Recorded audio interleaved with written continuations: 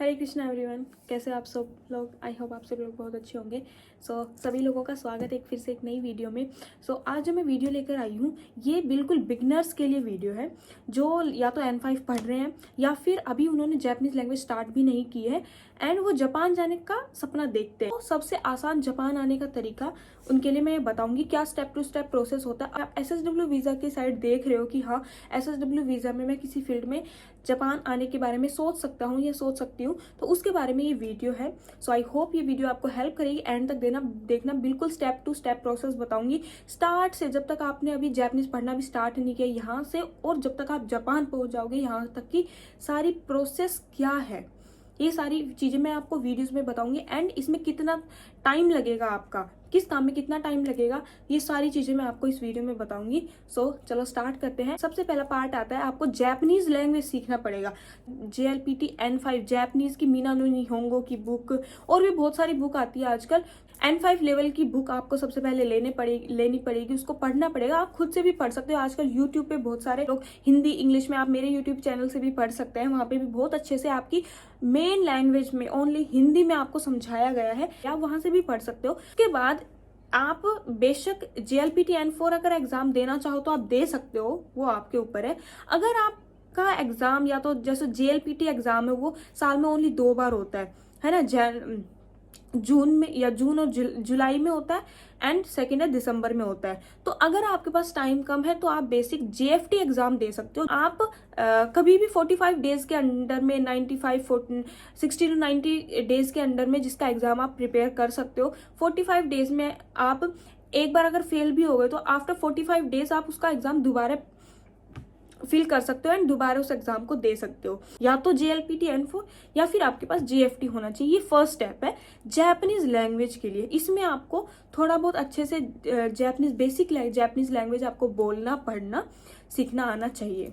हमारा second step रहेगा, आपको स्किल टेस्ट पास करना है। स्किल टेस्ट में बहुत सारे सेक्टर्स होते हैं। अगर आप SSW सेक्टर में जापान आना चाहते हो, काइगो, agriculture, accommodation, construction, food and beverages, तो ये सारे सेक्टर है। आपको इसमें से किसी में भी सेक्टर में एक सेक्टर चूज करना है, ठीक है, जिसमें आपका इंटरेस्ट हो। आपको उस सेक्टर के सभी के प्रोमेट्रिक की साइट पे SSW प्रोमेट्रिक, जब आप जापान SSW प्रोमेट्रिक जब आप गूगल पे डालोगे तो आपको वहाँ पे सब कुछ मिल जाएगा, कौन कौन से सेक्टर्स होते हैं, ठीक है, इसमें कौन कौन से एग्जाम होते हैं। तो सभी सेक्टर्स के मेनली 2 एग्जाम्स होते हैं, ठीक है। सारे CBT एग्जाम्स होते हैं, मतलब कंप्यूटर बेस्ड एग्जाम होते हैं।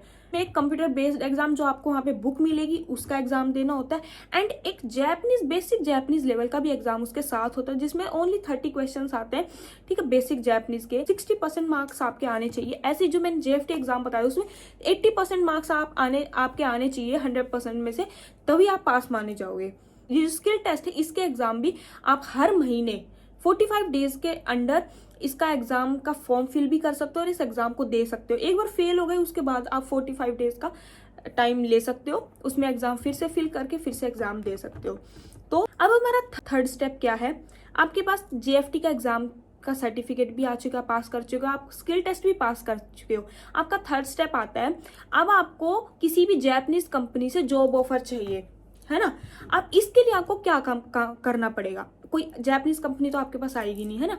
इसके लिए आपको 3 चीजें करनी पड़ेगी। 3 में से कोई एक चीज आप कर सकते हो।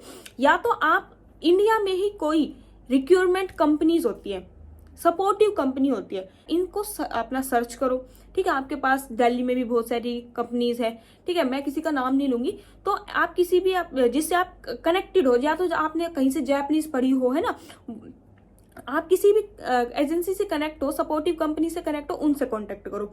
दूसरा है, आप खुद डायरेक्ट जॉब के लिए अप्लाई करो। आप लिंक्डइन पे आप बहुत सारे देख सकते हो आजकल। जब भी आप जापान के बारे में, काइगो, एग्रीकल्चर, किसी भी SSW के लिए जापान को बहुत सारे बच्चे चाहिए, इसलिए आप खुद लिंक्डइन पे भी जाके वहां पे भी आप डायरेक्ट भी आप उनको कॉन्टेक्ट कर सकते हो, ठीक है, उनको मैसेज कर सकते हो डायरेक्ट, वहां से भी डायरेक्ट अप्लाई कर सकते हो आप। थर्ड है आप जॉब फेयर में जाओ। दिल्ली में हर साल जापानीज लैंग्वेज जॉब फेयर लगते रहते हैं, तो आप ऐसे कहीं पे भी कोई भी जॉब फेयर लगता है ना जापानीज कंपनी को लेके, ठीक है, जापानीज कंपनी को हायर कर रही है, तो ऐसे कोई जॉब फेयर होता है, आप उन जॉब फेयर को किसी को भी मत छोड़ो, आप हर जगह जॉब फेयर में जाओ। और जरूरी नहीं है कि कोई जापानीज कंपनी का ही, वैसे नॉर्मल जॉब फेयर्स होते हैं, आप उनमें भी जाओ, ये मौका मत छोड़ो कभी भी।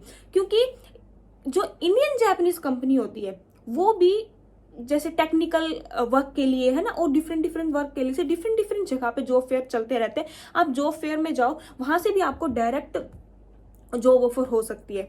ये 3 चीजें करनी है आपको। एक बार आपको किसी कंपनी ने ऑफर कर लिया, आपको जॉब ऑफर हो गई, आपका इंटरव्यू क्लियर हो गया, उसके बाद आपका बनता है एम्प्लॉयमेंट कॉन्ट्रैक्ट आपका बनता है। जिस कंपनी ने आपको ऑफर किया है, ठीक है, जो आप जब कंपनी आपको जापान